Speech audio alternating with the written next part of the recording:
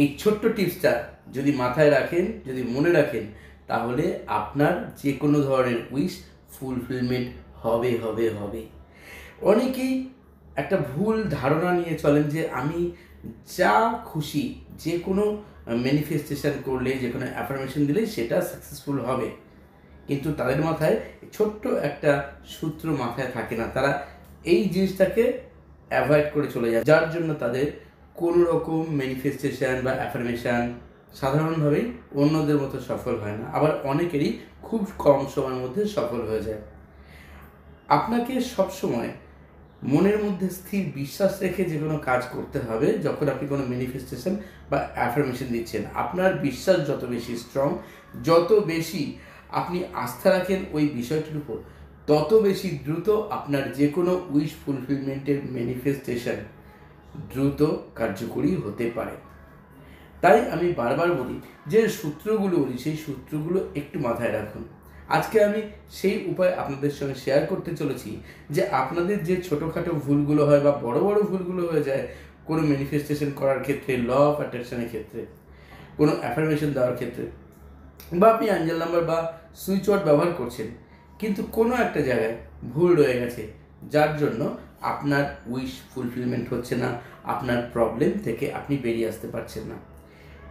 এক বালতি দুধের মধ্যে, খাঁটি দুধ, তার মধ্যে যদি এক ফোঁটা লেবুর রস অথবা গরুর চোনা পড়ে যায়, তাহলে কি হয়? দুধ কেটে যায়। হ্যাঁ, ঠিকই শুনছেন, দুধটা কিন্তু তা বলে খারাপ ছিল না, দুধটা ঠিকই ছিল, কিন্তু সেই দুধটা শুধুমাত্র একটু চোনা গরুর অথবা লেবুর রসের জন্য বা টক জাতীয় জিনিস পড়ার জন্য কিন্তু নষ্ট হয়ে গেল। একই রকমভাবে আপনার ইচ্ছাটার মধ্যে কোনো রকম কোনো দুর্বলতা ছিল যে আপনি ইচ্ছাটা করছেন, সেটা আপনি ঠিকভাবে উইশ ফুলফিলমেন্টের জন্য সেই ইচ্ছাটা ম্যানিফেস্ট করতে পারেননি। আপনার ইচ্ছাটা ঠিকই ছিল, কিন্তু তার মধ্যে ছোট্ট একটু ভুল থেকে গেছিলো।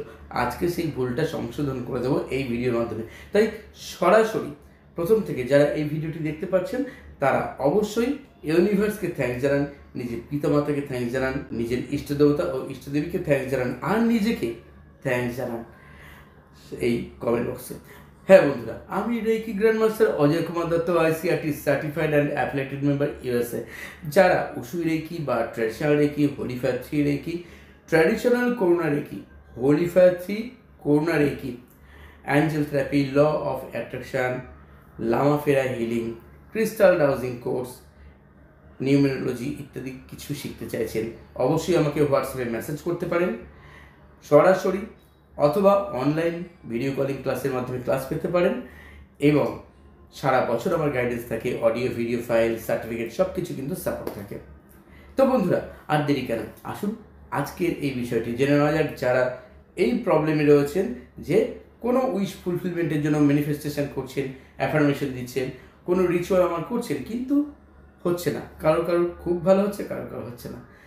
ছোট্ট একটা উপায় মাথায় সবসময় রাখবেন, মনে রাখবেন যে যখনই কোনো উইশ ফুলফিলমেন্টের জন্য কোনো ম্যানিফেস্টেশন করবেন, কোনো অ্যাফার্মেশন দেবেন, কোনো অ্যাঞ্জেল নাম্বার ইউজ করবেন, কোনো সুইচ ওয়ার্ড ইউজ করবেন, বা কোনো টোটকা, টেকনিক, রেমেডিস ইউজ করবেন, প্রথমে সেই বিশ্বাস থাকতে হবে আপনার মধ্যে যে আপনি যেটা করছেন সেই বিষয়টা আপনি ভীষণভাবে মন থেকে আস্থার সঙ্গে বিশ্বাস করেন, এবং সেই সঙ্গে সঙ্গে আপনি ইন প্রেজেন্টে যে অ্যাফার্মেশনগুলো দিচ্ছেন, সেই অ্যাফার্মেশন, সেই ইন্টেনশনটা যেন ইন প্রেজেন্টে আপনি ভিজুয়ালাইজ করতে পারেন বা ভাবতে পারেন যে ওটা আপনার সঙ্গে ঘটেছে বা আপনি ওটা পেয়ে গেছেন।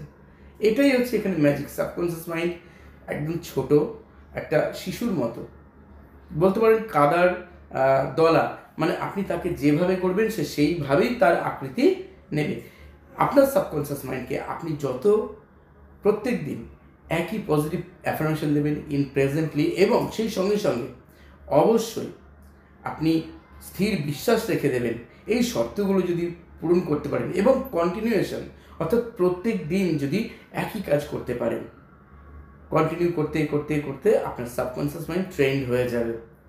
দেখবেন ওই যে সাবকনসিয়াস মাইন্ডের যে পজিটিভ ভাইব্রেশন, পজিটিভ চিন্তা ভাবনা, সেইটাই কিন্তু আপনাকে অনেক বেশি ইন্সপিরেশন দেবে যে কোনো কাজে।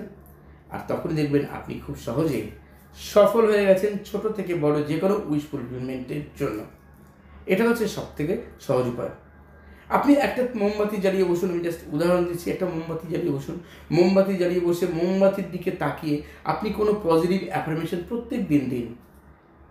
জাস্ট আপনি বলতে থাকুন, আমার মধ্যে থেকে সমস্ত রকম নেগেটিভ এনার্জি এই মুহূর্ত থেকে দূর হয়ে গেছে, আমি খুব আনন্দে আছি, আমি খুব ভালো আছি, আমার জীবনের মান উন্নয়ন হয়েছে, থ্যাংক ইউ ইউনিভার্স।